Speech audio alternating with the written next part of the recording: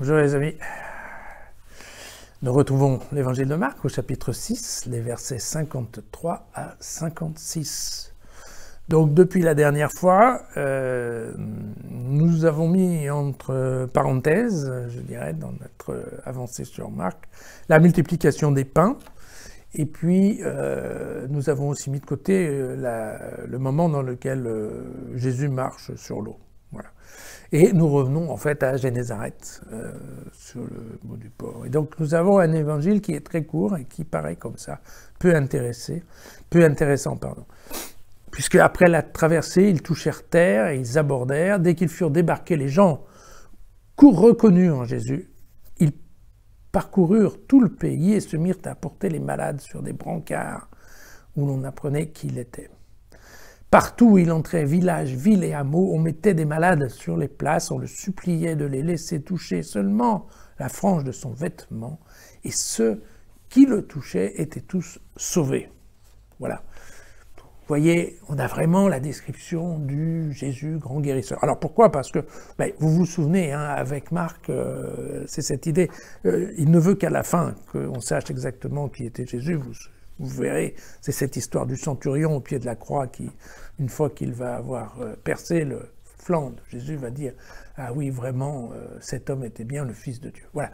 Alors, nous sommes qu'au chapitre 6, donc il est encore un peu tôt pour dire qui est Jésus. Donc pour l'instant, dans cette phase-là, Jésus, c'est le grand guérisseur. C'est le grand guérisseur, et donc autour de lui, qu'est-ce qu'on trouve? On trouve une foule de souffrants.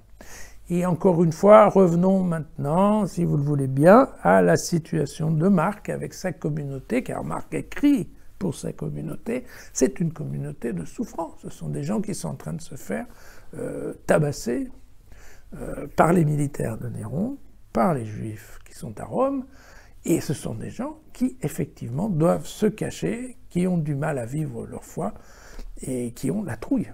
Donc ce sont des gens qui souffrent. Et là, ce que dit Marc, n'est-ce pas?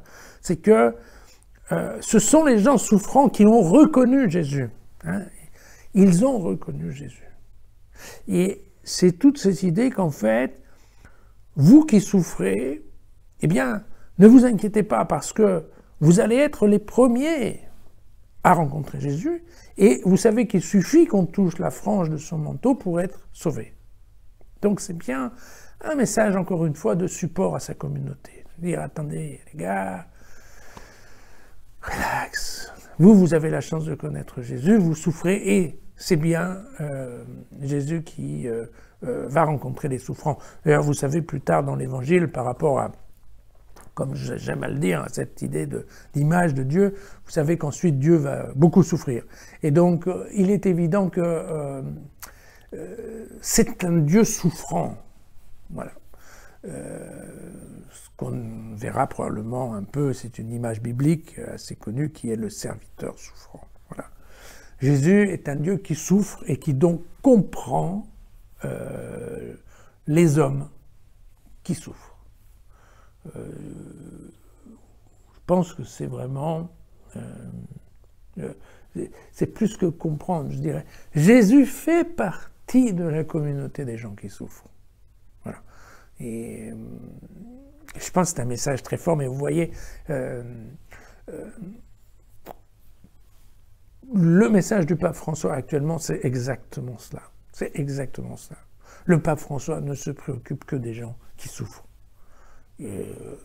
Certes, il reçoit des hommes d'État, des gens comme ça, mais c'est très clair que sa préoccupation principale, ce sont les gens qui souffrent. Pourquoi? Parce que, évidemment, Jésus s'occupe des gens qui souffrent. Jésus, souffrant, s'occupe des gens qui souffrent, et ça devrait être, et c'est le rôle de l'Église et des chrétiens. À demain.